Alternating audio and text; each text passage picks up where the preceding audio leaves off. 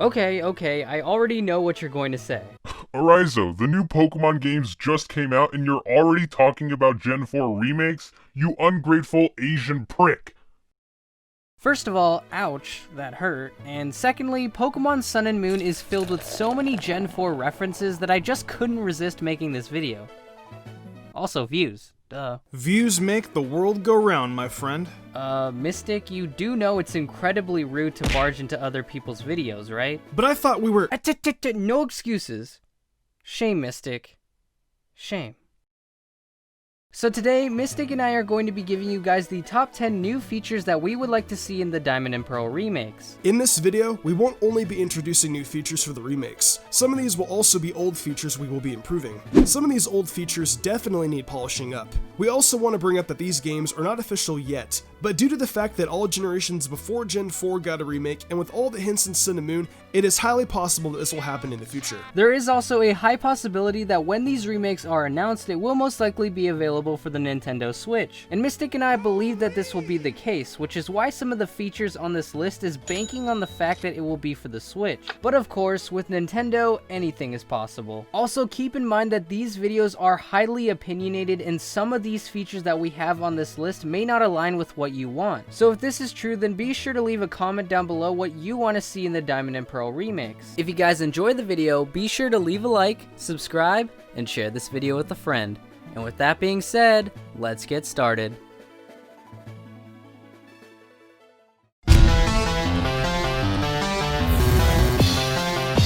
This first feature that we have on this list is very interesting to think about. Imagine wager matches in Pokemon. What I mean by this is that you can put up any item, TM, or Pokemon to wager while the other opponent does the same. Of course, there would have to be some sort of value system put in so that each person puts in equal value, but how fun would it be to gamble away all of your hard work and time spent on EV training that level 100 circuitry and then spending the rest of your days staring down an empty shot glass wondering what's the point of living? That got dark. Jesus. Unfortunately though, I don't see this feature ever happening in Pokemon because adding a gambling feature to a game intended for children is unethical. But if Game Freak ever decides to go T for teen, here's the first thing you need to add.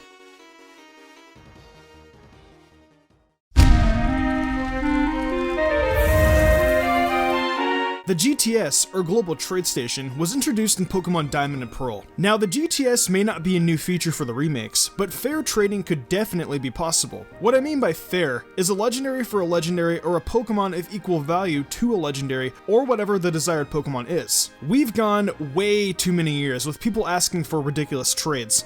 I mean, honestly, who in their right mind would actually trade for this? Only an idiot would actually go through with this trade. This could balance the GTS, and we wouldn't have to see this anymore. Please, Game Freak. Hashtag make GTS great again.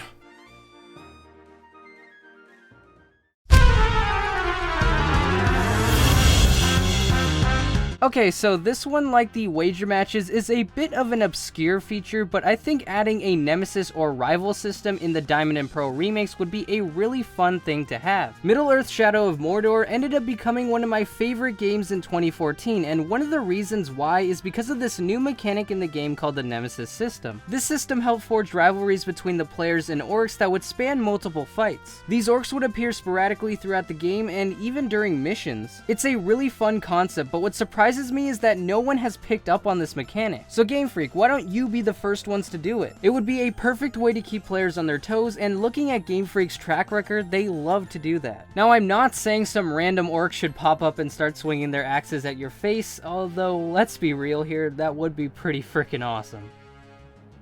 Not the axe swinging part though, that would just hurt a lot. You'd probably die.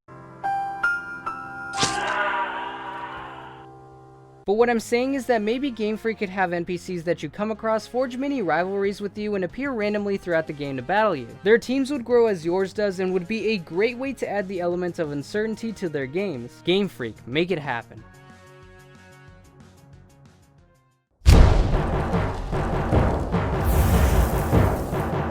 Back in the original Diamond and Pearl games, one of the biggest questions we Pokefans asked was how do we obtain Arceus? We were supposed to get an Arceus event with the power of the Azure Flute, but for some reason, the event never surfaced. Game Freak never delivered on this because Junichi Masuda stated in an interview that he thought the Azure Flute would be too confusing for players to use. However, there was a mystery gift for Arceus in Generation 6, but I still think it would be pretty amazing to incorporate an actual Arceus event for the remakes, whether it be post-game activities or a Wonder Card mystery gift like how the original event was supposed to be. I mean, come on, the Pokemon that is said to be the creator of everything doesn't have its own event for you to catch it? It would be a great tribute to the Generation 4 remakes, so come on Game Freak, let's make it happen.